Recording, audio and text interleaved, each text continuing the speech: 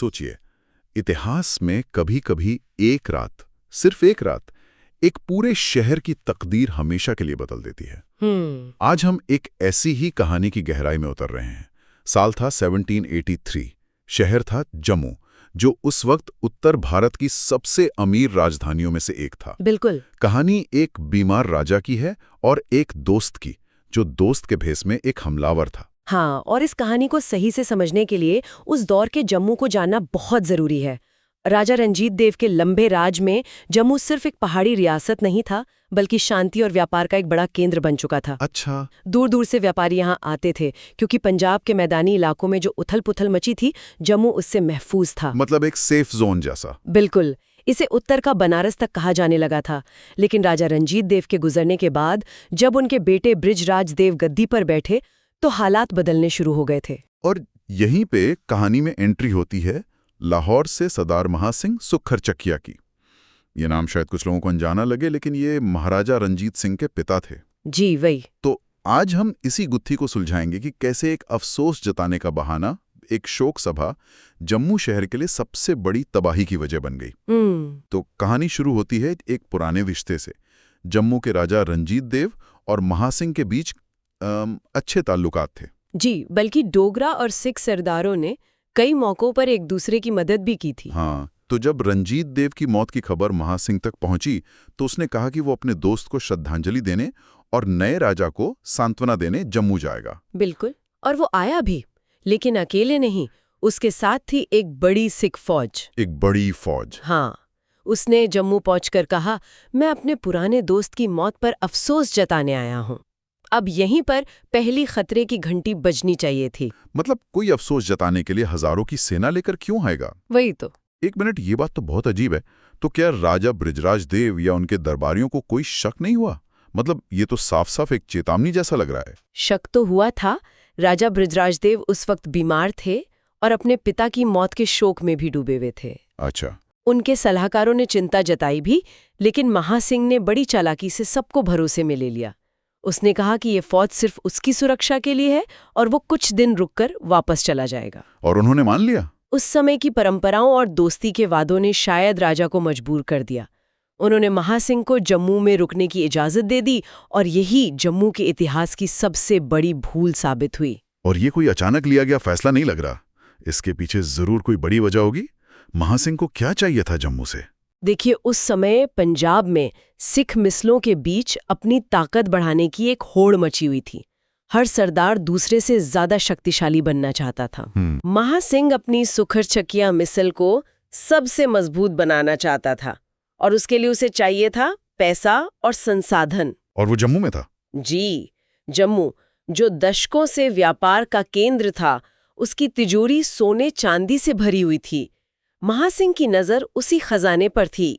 एक कमजोर राजा और एक अमीर रियासत, ये उसके लिए एक आसान शिकार था।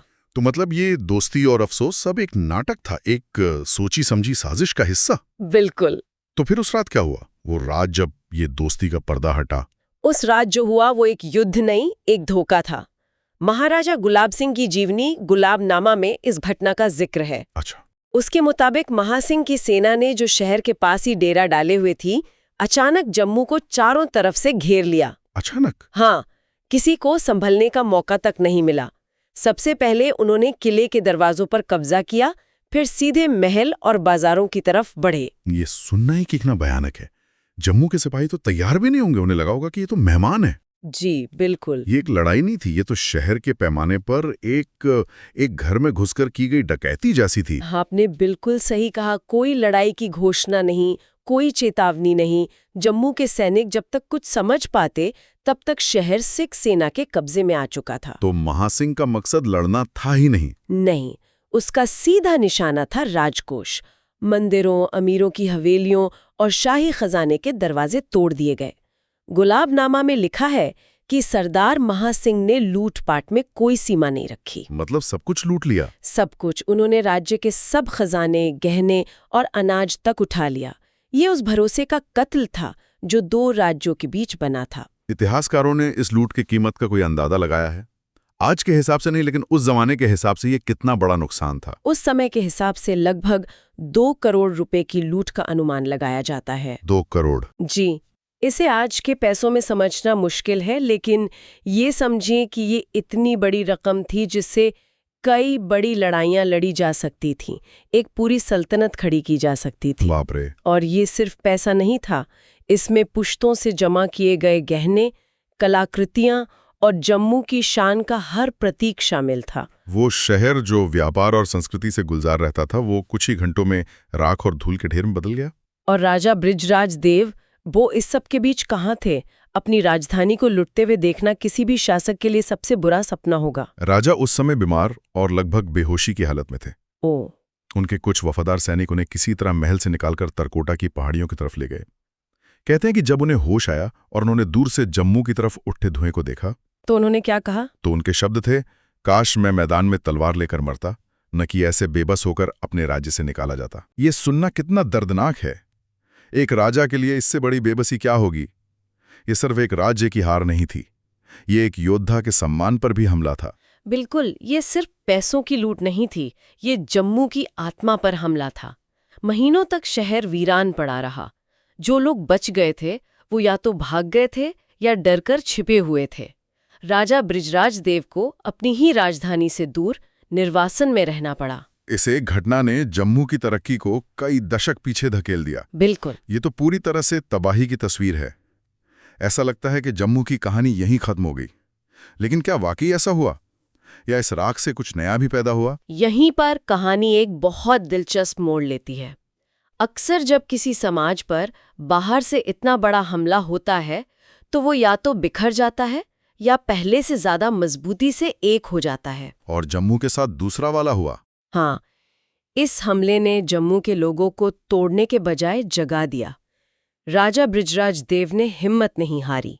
उन्होंने फिर से अपनी सेना को इकट्ठा करना शुरू किया और कुछ ही सालों में जम्मू पर दोबारा अपना अधिकार जमा लिया। तो ये एकता सिर्फ एक भावना नहीं थी, इसका कोई ठोस नतीजा भी निकला? क्या जो छोटे छोटे डोगरा सरदार अक्सर आपस में लड़ते रहते थे, वो इस धोखे के बाद वाकई एक साथ आ गए? हाँ, यही सबसे बड़ा बदलाव था।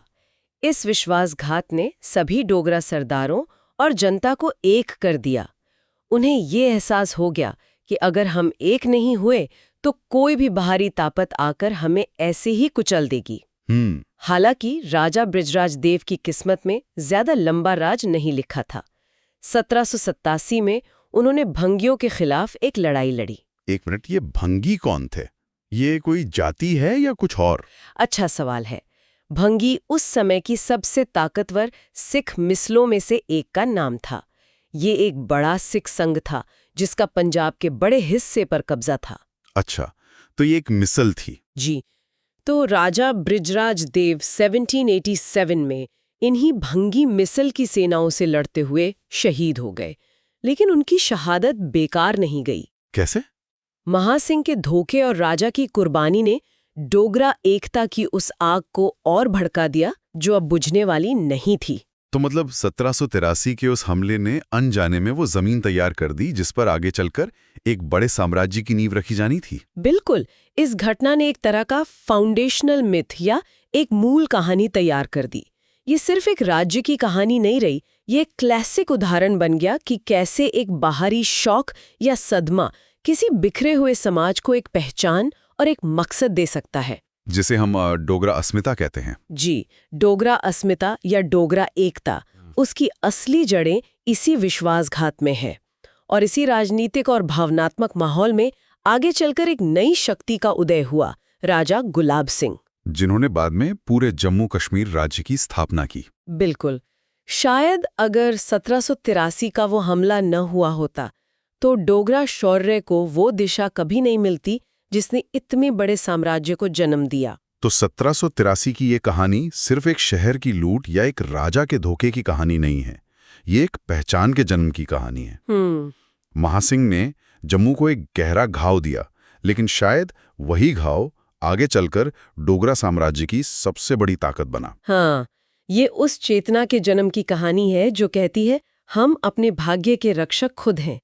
जम्मू उस राख से दोबारा उठा और उसने अपनी एक नई, ज्यादा मजबूत पहचान गढ़ी। और ये सिख-डोगरा संबंधों का भी एक बहुत पेचीदा अध्याय रहा होगा। बिल्कुल, ये एक जटिल और दर्दनाक अध्याय तो था ही, लेकिन साथ ही ये डोगरा आत्मनिर्भरता की नींव का पहला पत्थर भी था। आज की इस चर्चा को एक विचार के साथ खत्म करते हैं।